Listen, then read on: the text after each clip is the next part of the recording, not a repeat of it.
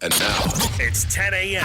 Let's just get down to it. And it's time for your sports fix. Strap yourselves in, folks. From two guys who have covered the teams you're passionate about for years. We are professionals. This is Jake Scott and Ben Anderson on 97.5 The KSL Sports Zone. Jake and Ben, 97.5, the KSL Sports Zone. Jake Scott, Ben Anderson, thank you for making us a part of your day. How are you, Ben? Doing well. How are you? Well, I'm grumpy about a couple things, but I'm trying to get over it. Okay. Some review issues in the game last night. And overtime, I'm not really wild about either. It was a long one. Shouldn't have gone to overtime, but it did. But I will say this. It was one of those good nights to be in our radio compound at the Delta Center. Okay.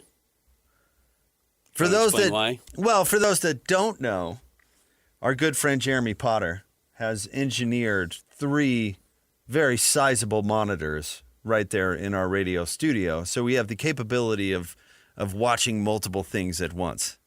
Now those monitors are right on top of you. It's like you're at the game. But we always have the Jazz, of course, because we're there to work. But last night we had Christian's chefs embarrassing the commies, which, by the way, the commies did not even get off the bus. And that Marcus Mariota. Well, yeah. They've got one of the worst quarterbacks in the league right now playing. That fella is not what he was in college. Yeah. Yeah, no. But then we had the World Series game, which was amazing. And I even went home and tried to watch the end of it. You didn't catch it. You didn't stay up till 1 o'clock? Not like missed it by that much. Okay.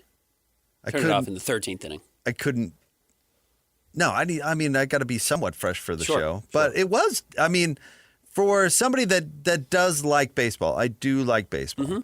But it certainly, in this job, some things take priority. We have to focus more. To the point, I'm watching the Jazz game. I'm not watching the World Series game, and college football, of course, dominates. And now hockey's in. And I haven't been the most avid baseball follower.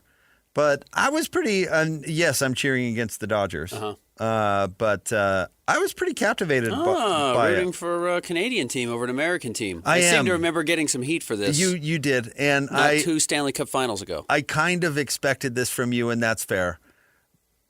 But I can't cheer for the Dodgers. Florida, the Panthers are exactly the Dodgers of the NHL right now, right?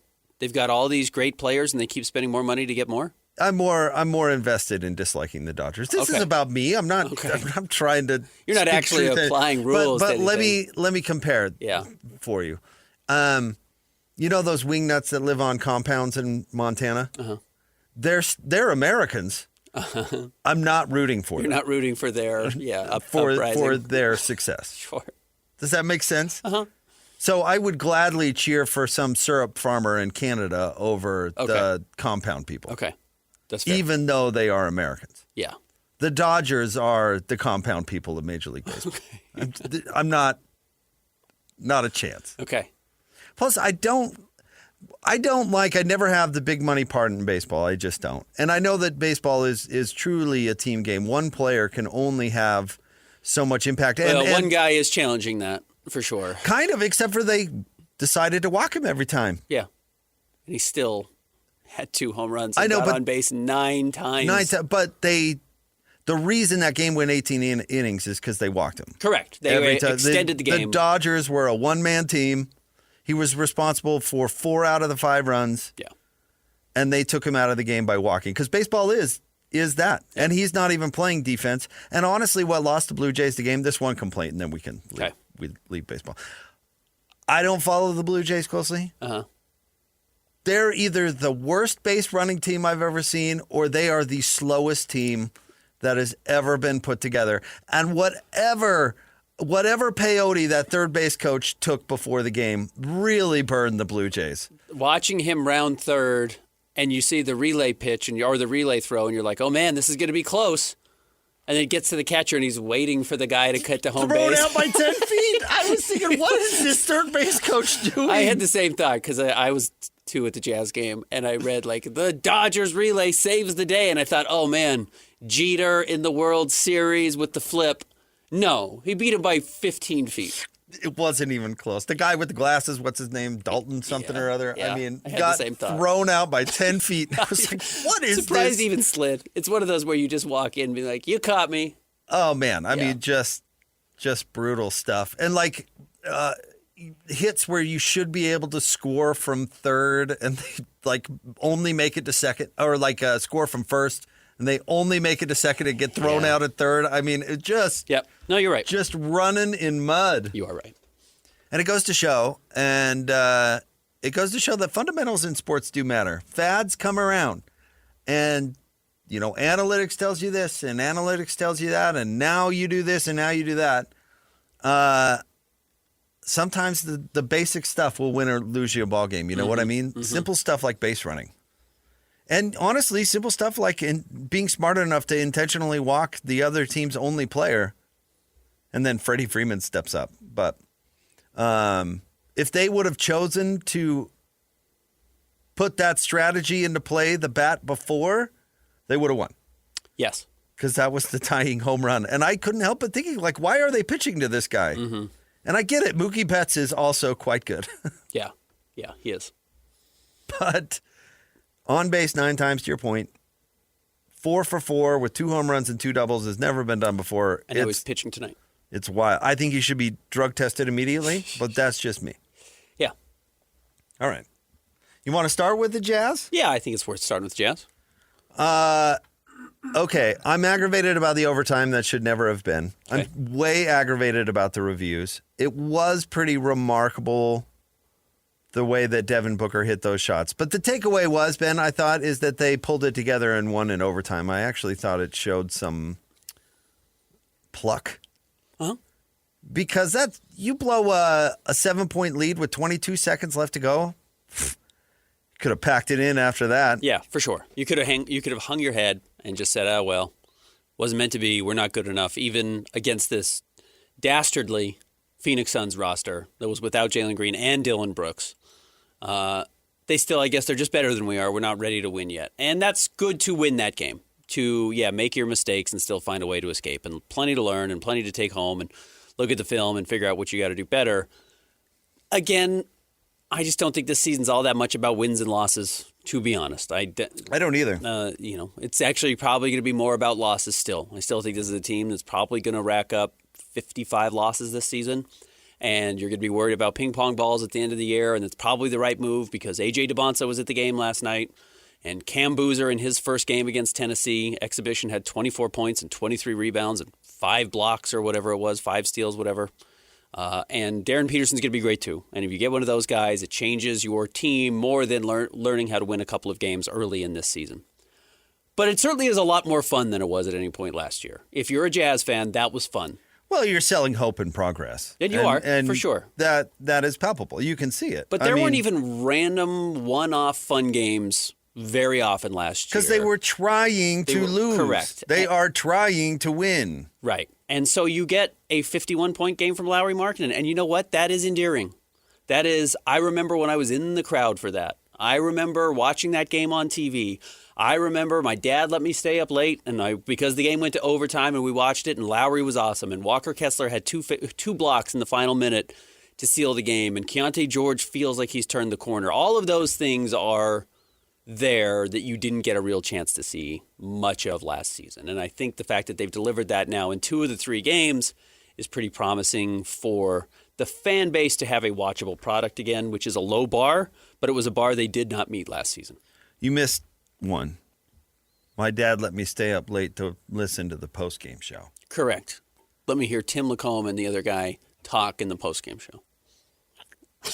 Very important. In a young person's life. Okay, can we please get rid of replay? Can it just please go away? Explain this to me, Ben. And I get the explanation, actually. But Lauri Markkanen gets fouled like 3 times by Royce O'Neal. Mm-hmm. Then he gets fouled by Colin Gillespie. Mm-hmm. Then he decides to take Colin Gillespie's face off with an elbow. Throws an elbow into his face. And it looks fairly painful. Uh-huh. They go, okay, let's review this thing. Let's really dive in and get a look at it. They didn't call one of the 6 fouls that those 2 players had on Lauri Markkanen. They didn't call the elbow removing the face of Colin Gillespie.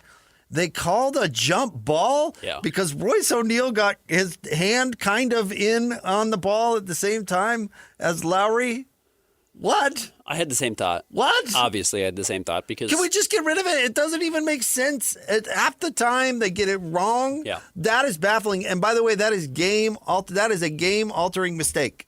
Yeah, and it took forever. And it took forever. Because, like you, I saw the replay initially. I was like, okay, this is going to be a 15-second delay, which the NBA has tried to speed up their replays. But I thought, okay, this is going to be quick because that was obviously a foul. Lauri was hacked. Or they're going to call it on Lauri. And then the longer it went on, I thought, oh, they're going to reverse this. Absolutely, they're going to reverse this. This is going to be a foul on Lauri for throwing the elbow in Colin Gillespie's face. And then they did neither, and they did the jump ball, which did give it the Suns the opportunity to tie the game and send it to OT. And listen, old Walt Clayton Jr. has got to come down with that rebound. I mean, there were a number of, like Walker Kessler couldn't get a rebound. Right. And the Jazz a lot of that stuff was really self-inflicted. Devin Booker made some crazy shots, but he's a great player.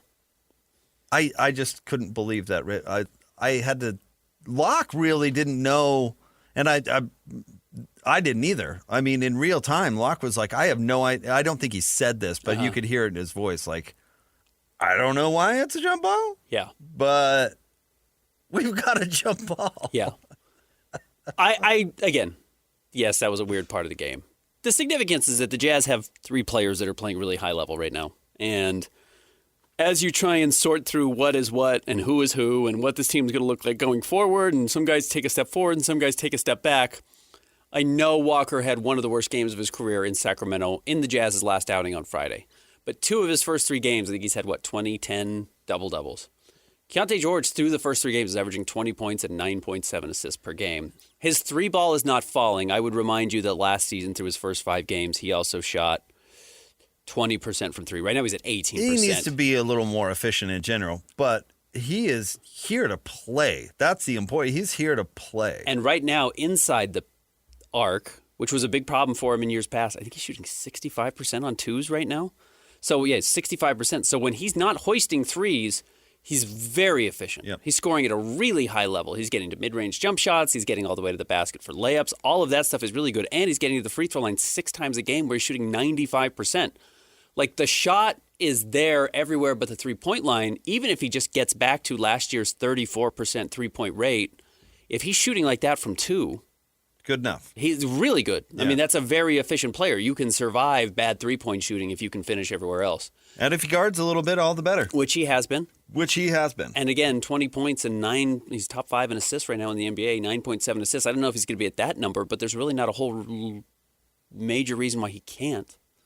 The way he's playing the game right now is really a high level. And if, my prediction throughout the summer, and I probably said it on social media a lot, is that Walt Clayton Jr. would be the Jazz's starting point guard midway through the season. And we've seen Keyonte have blips of real high-level play only to fall apart. If Keyonte does this, he's the Jazz's point guard for, the next half decade. This is a more important development than Lauri Markkanen scoring 51 points last night. We know Lauri can score. He's almost had 50 in a Jazz uniform before. I don't think Keyonte's ever laced together 3 games like this.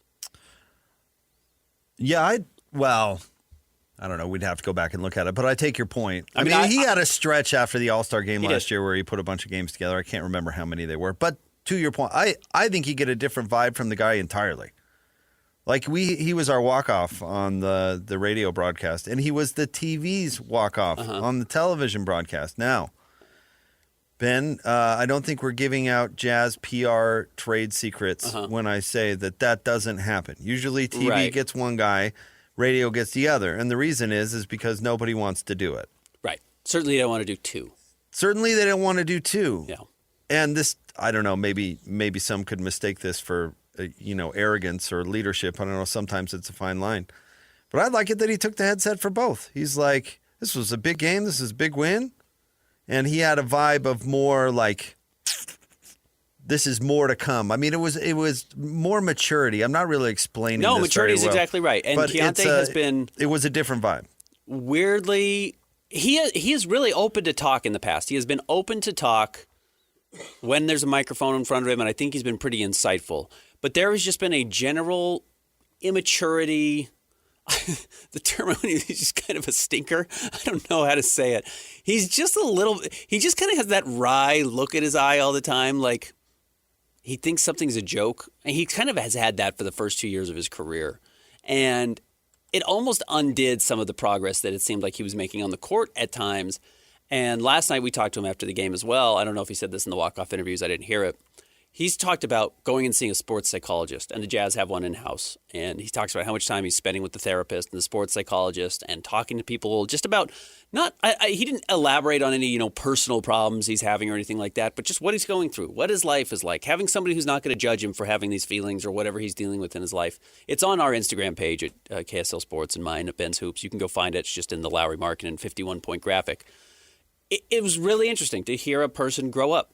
And he's done it in front of you for the last 3 years, and it seems like he's really taken a major step that direction.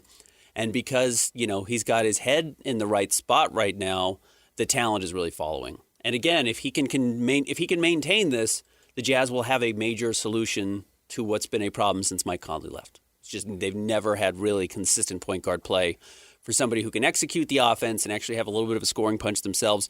And now, as we've talked about, actually play some defense on the other end. And honestly, Mike had trouble staying on the floor in key times and things like that. They didn't exactly have you just used the word consistent stand. I mean, if Keyonte can take the job by the horns and stay on the floor and play, he's young, all the things, then yeah, that's a huge deal.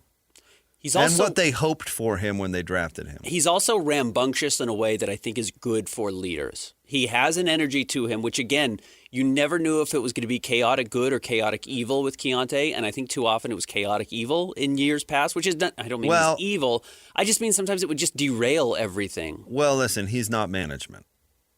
No, he's not. Does that make any sense? Yeah. Like Patty Mills, when you brought him in, that guy was management. Yeah, he was Kevin Love. Kevin Love's management. Yeah. Lauri is management. They're older, serious people who aren't really trying to be in the club.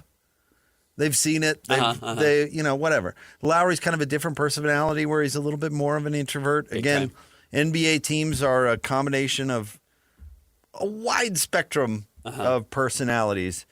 And you need leaders who aren't management. You really do. Yeah. You need leaders. Even exactly those old Jazz teams, John and Carl were the leader, but there were other players that weren't management that were leading too. See somebody like, I don't know, Brian Russell or Antoine Carr or somebody like that. Like that. Like that? Exactly. Timely. And so I don't know if, naming a leader or talking about leadership is weird and subjective, but I think most good teams probably have a pretty solid leader that's not necessarily management. I think that's a really good point. Keyonte will stay out after curfew and have another beer. That doesn't mean that... I think he's 21, so yeah, probably. You get my point. I do, yeah. Yep. So I think if he could be that, I absolutely think that, because he's got one of those personalities that's a little counterculture or however you want to put it. He can be cool in the locker room. He's not really management, but... if he listens and is coachable, it's the only way he's going to stay in the league. So if he kind of meshes those two, you never know. And it appears that he's coachable and he listens because he's had a great start. Yeah. And again, this is not starting on, last Wednesday was their first game, was not the first hint of this. I told you, I was informed that the Jazz traded Colin Sexton because of how well Keyonte George had taken to the summer and how early that began. And then Will Hardy yesterday said, he got into great shape in the offseason. He's in the best shape on the team, and it happened early. It said he got into great shape really early in the summer and has maintained that throughout. Clearly, there were signs that he flipped the page in the right direction for whatever reason. For whatever reason, he decided to get on track, and it is paying off at least through the first 3 games. And, because of Keyonte's history of inconsistent play, I'm not buying all my stock yet on Keyonte Island, but it's certainly more than he's ever had before. And I think Jazz fans are starting to see that as well. Yes. Okay. Yeah, I can buy into that. Yeah. Good for him. Yeah, really good for him. Honestly, it's a cool story. Yeah, it is a cool story. There's a lot of cool stories on this Jazz team. And maybe that's part of the vibe, too, that there's a lot of players that are easy to cheer for. I know the bench didn't have a great game, but Taylor Hendricks is an easy dude to cheer for. They're going to have to shake up the lineup, and I suspect that will come soon because the bench unit is awful. right Well, now. it was last night. And it was against Sacramento. Yeah. So they've got to figure out how to stagger some of those players to make sure the team doesn't completely fall off. Or you just let the team completely fall off every time they go to the second unit, and that's how you lose 50 games. Now, this may sound a little radical. Make a trade for Joe Ingles. Okay. That's the shakeup the unit needs. Joe Ingles, management, non-management? Oh, management. Yeah, I think he is. Portrays himself as non-management, but then is sits in the management. board meetings. The only reason I say that, and this is a serious point, is because he did manage the Rudy Donovan situation. Mm-hmm. The keeping those two at least on the same team and together or whatever. Sure. He did manage that. Yeah. And that's what the team needed. I mean, that's what had to happen. Yeah, of course. Jeff Hornacek, management. Management. Oh, yeah. To the point where he's literally in management now, right? Jeff Malone, not management. Not management. That dude wasn't management. Stephen Morris, not management. No. Mark Jackson, not management, dressed like the manager, dressed like the CEO. Turns out he was trying to get the CEO's job. Turns out. All right, stay tuned. Top 3 stories of the day at KSLSports.com. Coming up next, Jake and Ben, 97.5, the KSL Sports Zone. It's time to break down the biggest stories of the day. This is the Top 3 Stories of the Day on KSLSports.com. 97.5, the KSL Sports Zone. Jake and Ben, 97.5, the KSL Sports Zone. It is time for the top 3 stories of the day at KSLSports.com. It is brought to you by our friends at J. Brooks Jewelers. Cherish your love with J. Brooks Jewelers. Explore their expertly crafted engagement rings made from the finest materials. J. Brooks Jewelers. All right, Christian, where do you want to start today? Number 1, Jason Beck. Yesterday, in his media availability, confirmed what we have all been thinking about Byrd Ficklin.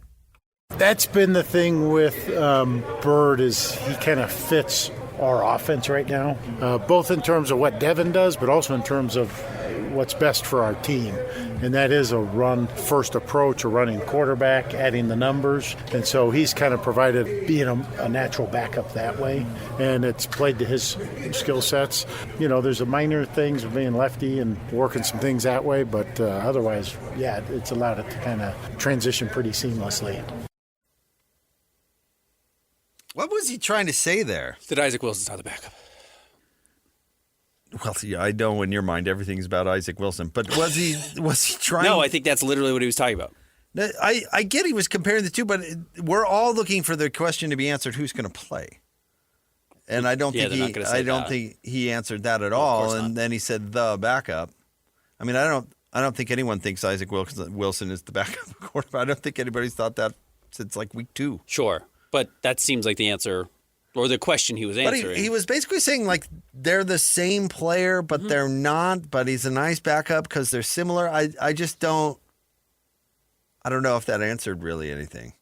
No, I think other than he called him a running quarterback, he didn't call him a dual threat. Yeah, he said he's a run-first guy, which is interesting. I guess what I'm curious about, and it's a much more big picture, is if Jason Beck is going to be the offensive coordinator going forward for a longer period of time, and we don't know what that actually looks like. Are you able to replicate the success you've had this year, and then is that success good enough? You know, is that what you want to have? Is a one-dimensional offense something that Utah is comfortable having? And obviously the answer is probably no. They would like to be able to throw the ball more. I don't think they have the thrower right now. I certainly don't think they have the pass catchers right now either on the team to do that. Oh, I think Jason Beck will be here. Who's making the decision, I think, is interesting because who hired Jason Beck, and I don't think it was all Witt. No, I mean Witt has said that he absolutely had Morgan Scallion on the conversation as well. Yeah. So I would guess that, well, we don't know what's going to happen with Witt. So, yeah. I mean, but let's say that Witt retires and Morgan steps in, I would guess he would want to work with. I mean, they picked Jason for a reason, right? Mm-hmm. So that would be my guess, is that Jason Beck isn't going anywhere. And again, you look at the raw numbers, you look at the total offense, Utah's killing it offensively. Now, they're not that versatile, and when you fall behind, it's really hard for Utah to claw back into games. So, but what did people expect? I didn't expect Utah to be a throwing team. No, think I hope there would be maybe some more easy throws that move the ball more consistently, and that's where I wonder if the pass catchers simply aren't there. I mean, nobody can get open on Utah other than Ryan Davis. Absolutely nobody can get open. It's kind of crazy to watch. Tight ends a little bit, and maybe J.J. Buchanan's able to continue to develop and become a better player. And he's been good as a true freshman, so that's not. I don't think he's the issue at all. But they don't have any speed down the field at all, so there's no big play guy in that sense. Is that a scheme problem or a recruiting problem, though? I don't think that's that hard to scheme, is it? Throw the ball far? Well, it is if you don't have the people running. You're telling me they don't have anybody who I can don't get think they open have and the catch guy. him. I think that's a personnel then problem. Then it is hard. But I don't think they have the quarterback that can get it down the field either. I don't think the reason they're not competing or completing those balls has anything to do with scheme. I think it has everything to do with you don't have that guy throwing it, or you don't have that guy catching it. Yeah, so you don't have the support on the front end or the back end. I don't think that's the scheme's fault. Agreed. So, I mean, I don't know. Has his play calling been bad? I think it's been fine. Yeah, it's been fine. I mean, you probably could nitpick it a little bit, but there's I a couple think of obvious it's been fine. fourth down calls that Utah went for against BYU that they probably should have kicked field goals, and then But that wasn't his call. Tried Dylan Curtis out there over and over and over in this last game just to prove like we kick field goals, we do, we can kick that, and it was a bit of a weird reaction to what happened against BYU, but it's exactly what happened. So.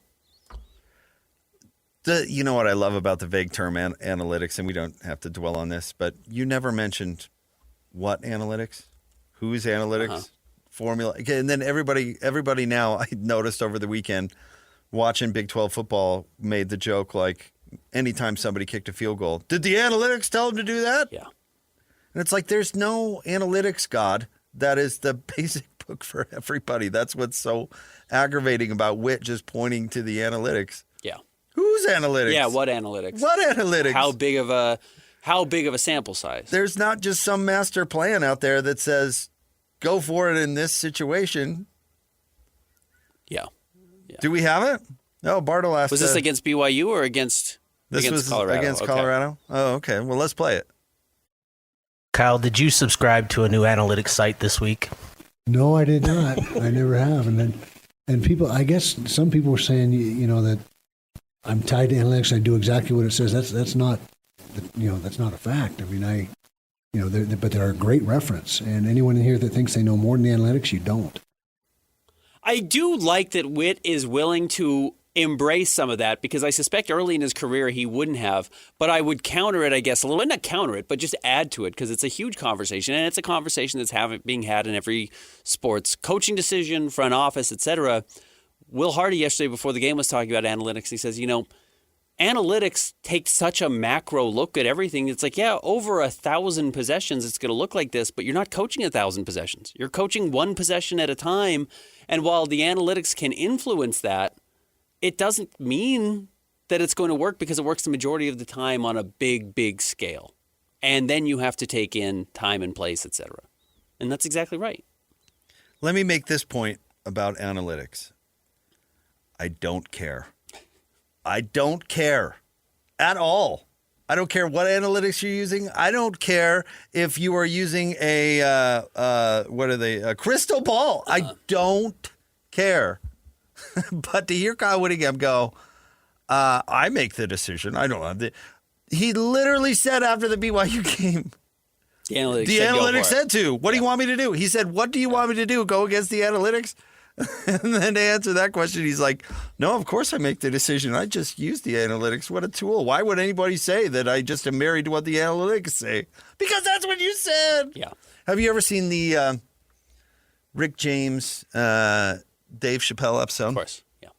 Christian, Dave Chappelle, the Rick James episode? Yeah, of course not. What? There's one scene. Really? You've never seen it? No.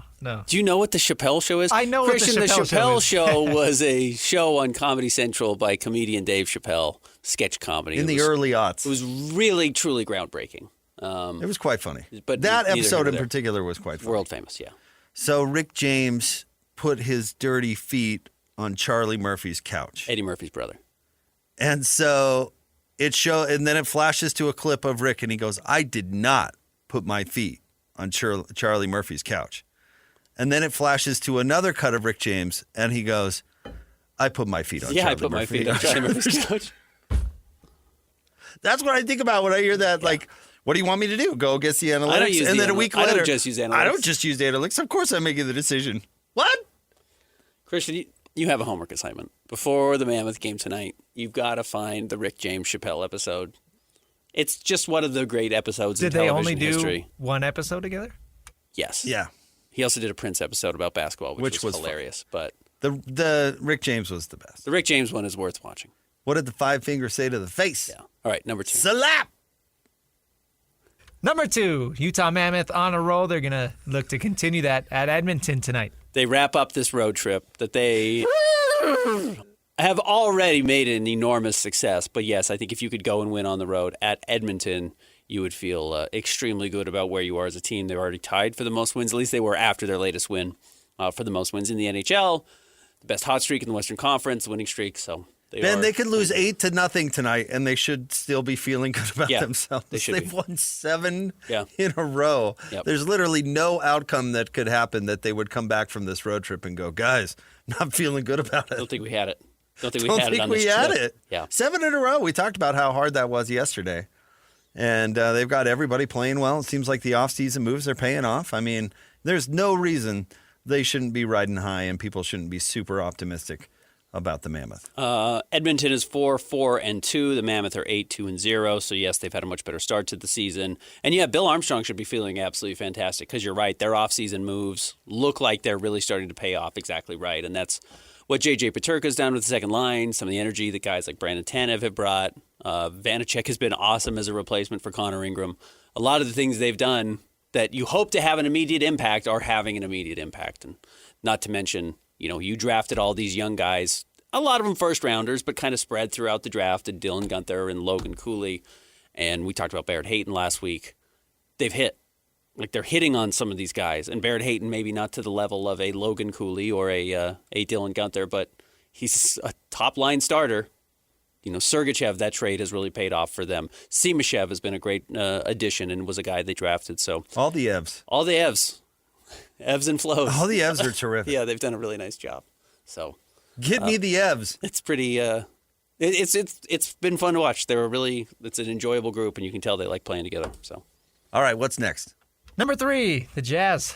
3 games in, they're 2-1. Lowry dropped 51 last night. Is this real or not? you know what's one of the things that the Jazz did not do last year for the first time in a long time was win games at home. The Jazz always win at Delta Center. Yeah. That has never been an issue. One of the reasons why the Jazz are such a bad team for other people to bet on, and I don't bet on sports, so I don't care, but you can set a low over-under and then realize, they always go 500 at home. And you play 40 games at home. So you're built into 20 wins. So that's automatically to get you, to a point where you probably don't have the worst record in the NBA until last year. And now through the first 2 games, look, that was not a truly stellar performance last night. The first quarter was awesome. It was a 12-point game at halftime. Jazz were trailing in the third. They blew a 20-point lead. They had a 7-point lead with 23 seconds left. Went to overtime. They're playing against a Suns team that is not going to make the playoffs, that was missing 2 of their 3 best players. It's not exactly inspiring. And they've already lost to the Sacramento Kings, who are also a non-playoff team. So they've had some fun performances, 2-1 in what is undoubtedly going to be the worst stretch of their schedule, the easiest stretch of their schedule, these first 6 or 7 games, because they play a bunch of non-playoff teams. I'm not sure I'm buying in that this team's going to make a run for 30 wins still. Oh, I think they could. I think it depends on, health. Sure. But if they're trying, they can win 30 games. If they are trying the whole time. If they're trying the whole time, they can win 30 games. I have no doubt. I think that's accurate. I don't know if the Jazz are going to think that that's in their best interest. Yeah, because the NBA is stupid, and it's not. Yeah.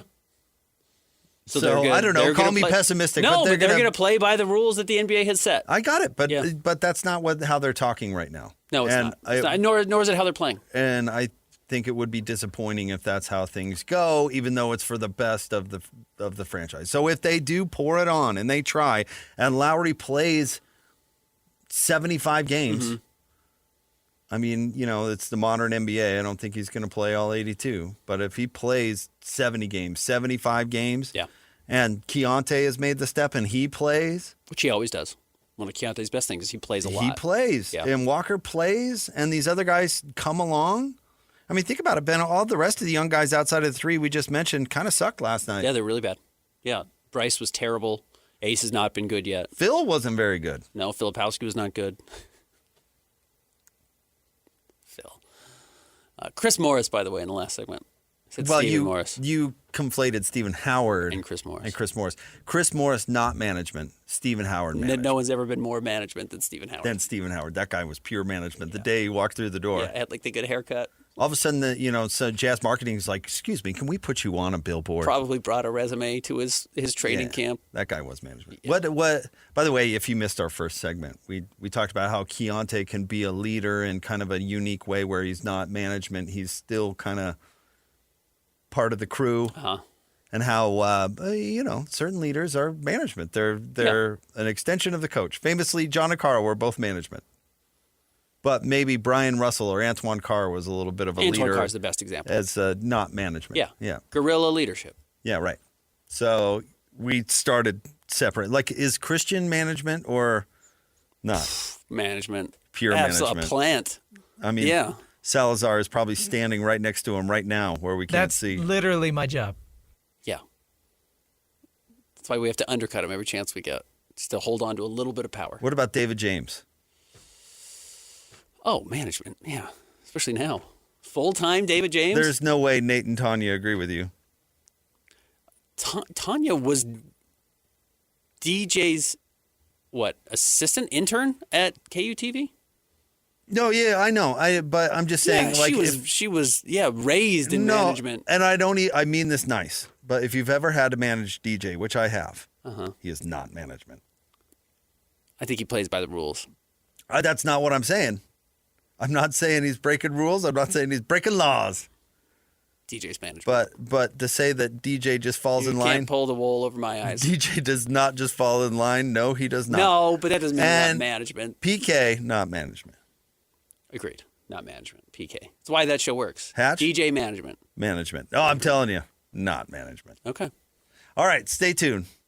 We've got Jazz tickets to give away next. You want to do it right now? Okay, why not? You're the boss, Christian. Management. Yeah, seriously. Let's give away some Jazz tickets. Caller 12, 801-575-ZONE. You win a pair of tickets to go see the Jazz and the Blazers coming up tomorrow at the Delta Center. 801-575-ZONE. I haven't checked the latest reports, but I don't think Chauncey's going to be there. Did you see last night the Clippers fans were chanting FBI at the Trailblazers? It's like... Oh, you know who's the happiest about all of this is Steve Ballmer and the Clippers. This. Oh, he is loving it. He's like, wait a minute. You guys are also under investigation. Maybe not by the FBI yet. I'm not the biggest scandal in the league anymore? Yeah, okay. Yeah, life is good for me. Way to go, Chauncey. FBI. FBI. Front row. Sweaty Come Steve on, Ballmer. let's go. Stay tuned. More next. Jacob Ben, 97.5, the KSL Sports Zone. Nobody gets you ready for Utah football more than the KSL Sports Zone. Ready? The Utes get set for another huge Big 12 game as they square off against Cincinnati. Your home for the best coverage of Utah football is right here on 97.5, the KSL Sports Zone. You're listening to Jake Scott and Ben Anderson on 97.5, the KSL Sports Zone. Jake and Ben, 97.5, the KSL Sports Zone. Want to remind you to win big every Wednesday on the KSL Sports Zone with Win Ticket Wednesday. This Wednesday, you can win tickets to see comedian Brian Regan live at Delta Center on Valentine's Day 2026. Get tickets at SeatGeek or listen to the KSL Sports Zone all day on Wednesday for your chance to win. Ben, we don't need to dwell on this, but if this becomes a thing, I'm going to be quite upset. Listen, I realize that the days of tacking up the newspaper in front of the John are over. I know that when we go to a public bathroom at a stadium or something, there's going to be an ad in front of us. I'm actually fine with it. You know what I mean? But in China, Ben, they may start making you watch an ad to get toilet paper. Okay. Did you listen to something? That is not cool. Like if you sit down in a public restroom to do your thing and you have to sit through an ad to get toilet, like it won't give you toilet paper until you sit through an ad. What if you have to go back to the ream? You know ever what been I mean? somewhere where you have to pay to use a public restroom? I have not.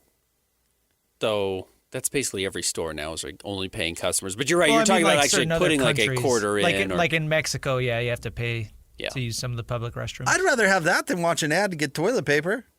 It's kind of one of those things. It's like if you ever play games on your phone or your iPad, and it's like you can buy the ad-free version, it's $3.99, or you can play Candy Crush, but there's an ad after every game, I and get you have it. to watch the whole game. But a line has to be drawn somewhere. I'm not even anti-advertising. I work in radio. Sure. You know, I get it. That's how the world goes around. But isn't there some sacred space?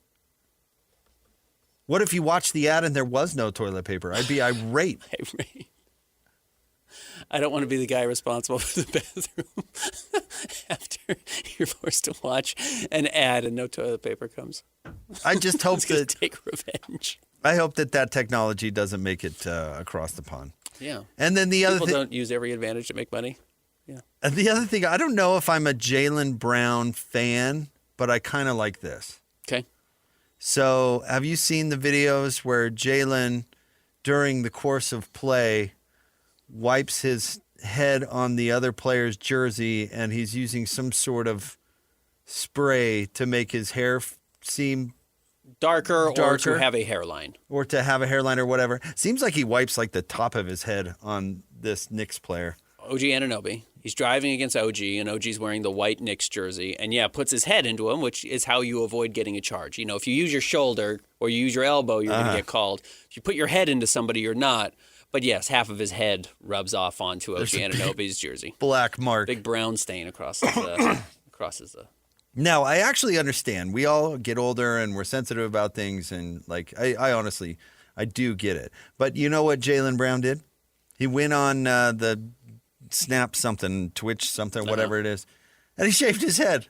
Oh, and did he leaned into the bit, which I love. I think that's great. I think it's endearing. I mean, everybody's self-conscious, and you could be embarrassed by something. I'm sure he was. But then to go, all right, let's go high and tight. We'll shave the rest off. It's funny. Is endearing. I like Jaylen more today than I did yesterday.